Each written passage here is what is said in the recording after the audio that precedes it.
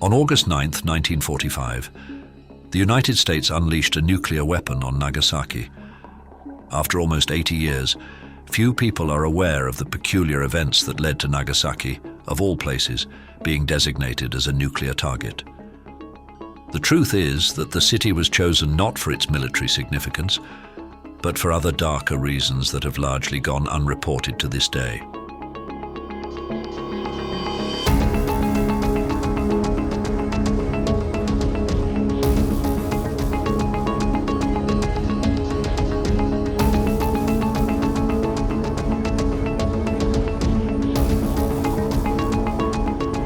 By 1945, the Trinity project was nearing completion.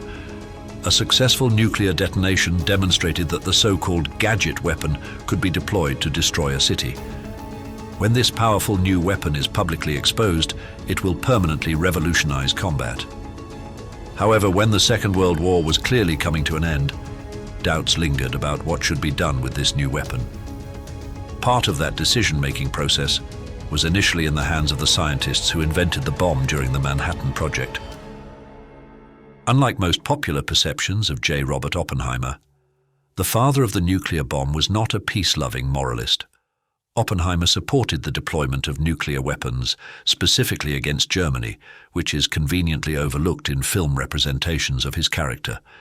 According to records, Oppenheimer was fully aware of the project's result and had a strong motivation to see nuclear bombs employed against the German population.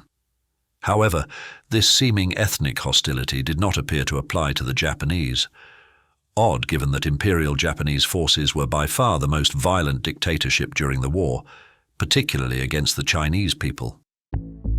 Despite the ambition to use nuclear weapons against Germany, Manhattan Project scientists were unable to complete the project on time. The official surrender of Germany ensured the nation's safety from the employment of such weapons.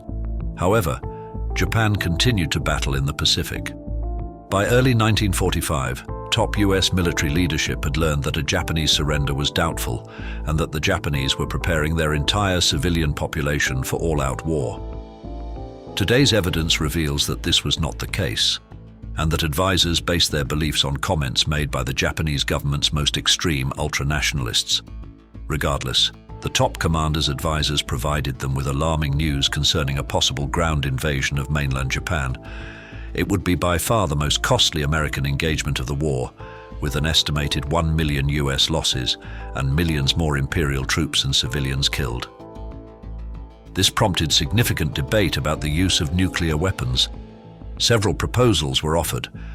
The most plausible option was to detonate a nuclear weapon over a sparsely inhabited area of Japan, followed by a public declaration to the Japanese government as a show of force. This concept was rejected because it was likely to cause embarrassment if the bomb did not detonate following a public announcement of the event. It needs to be a surprise attack against a strategic objective. The next discussion should have focused on whether precise targets would be strategic and how to minimize civilian losses. However, civilian casualties appeared to have been part of the tactic.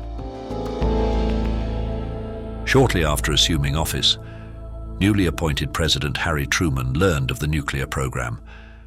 The gadgets, as they were called, were to be used on two targets, designated by military planners.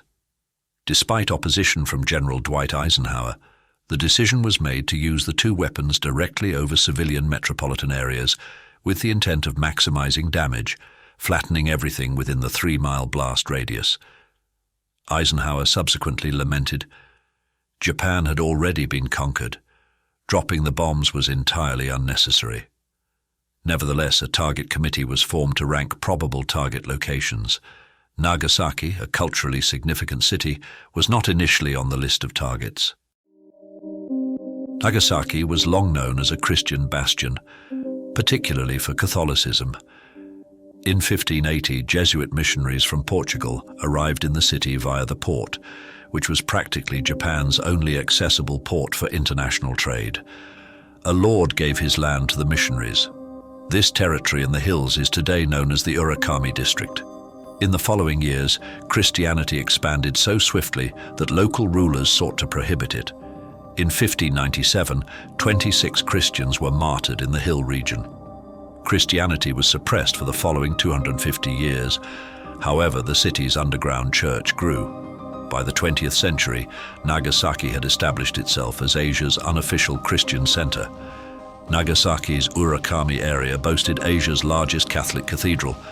By the 1930s, it was worldwide recognized for its Catholic significance. In 1930, famed Christian Maximilian Kolbe visited and established a monastery. The close relationship between this region and Christianity could not be overlooked. It seems strange that Nagasaki, of all places, became a nuclear target. The story of how this occurred is even stranger. Precautions were made when the target committee planned the deployment of the two bombs. To begin, a rank-ordered list of objectives was presented, with priority assigned sequentially. If weather conditions or other obstacles prevented a specific aim from being reached, the next target on the list would be prioritized. Nagasaki did not appear on the original list. Even if it had military value, the steep topography made it a poor target for the bomb, and it was difficult to determine bomb efficiency in such a setting. While it had an economic center, the sole true aim was the Mitsubishi shipyard. However, when compared to other large cities, Nagasaki had significantly less military relevance. It also housed a number of Allied prisoners of war. Nagasaki was firebombed several times between May and June, when the initial target lists were being created. This type of conventional bombardment was avoided in areas considered potential nuclear targets, allowing the entire impact of a single nuclear bomb to be observed. Given the gravity of the situation, Secretary of War Henry Stimson, who had previously opposed the ruthless Morgenthau Plan for Germany, arranged discussions with Truman. In early June, he visited with Truman to persuade him not to use the bomb against civilians. When that failed, he advocated against its use on Kyoto, citing its religious significance to the Japanese. He maintained that if the United States did this, it would be no different than the Axis. Truman agreed to overlook Kyoto. On July 24th, a second meeting was convened. Here, Stimson and Truman discussed targets. Later that day, the final list of targets was sent. This typed top-secret document directed the Air Force to deliver its first special bomb to Hiroshima, Kokura, and Niigata in that order. But there was a change. Someone has struck out the and put an arrow pointing to the handwritten name Nagasaki in pen. This document became the official target list, which was distributed the following day, with the handwritten instructions preserved. Surprisingly, no one has been able to identify the hand that wrote Nagasaki on the list. Given his track record, it is quite improbable that Stimson played a role in this. The mission was finally set to start. B-29s were preparing to hit targets in Japan. Bombardiers of the time required visual identification of their targets. To accomplish this, mission planners create a target map for each mission. The two nuclear bombing operations over Japan were identical. The memories of the second bombing operation are strange, to say the least. With Hiroshima already devastated, a B-29 was dispatched to attack the second target, the city of Kokura. Despite the importance of the mission, multiple times the crew were forced to stand down. During one flight, they had hydraulic problems. During another, they repeatedly failed to identify the target. During another, the camera plane failed to arrive to record the event. Priority was subsequently transferred to Nagasaki. During their first attempt, the same crew could not identify Nagasaki through thick cloud cover. However, they eventually did find their target. Interestingly, the target map for the Nagasaki mission, which would have highlighted exactly where the bombardier was to aim, is listed as missing from the National Archives. However, Bombardier Kermit Behan recalls that as they approached, there was the target, pretty as day.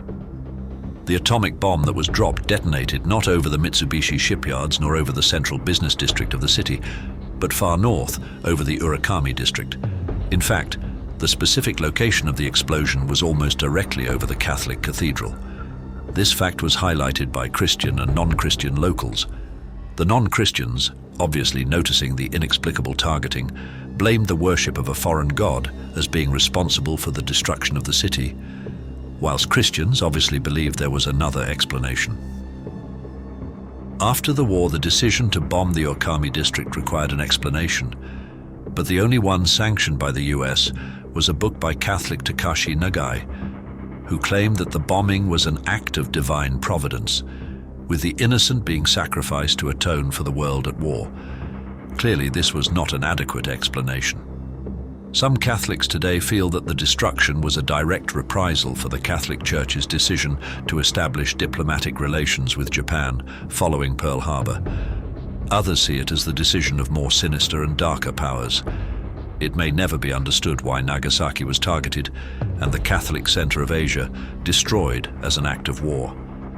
It remains, however, one of the great and terrible misdeeds of the 20th century.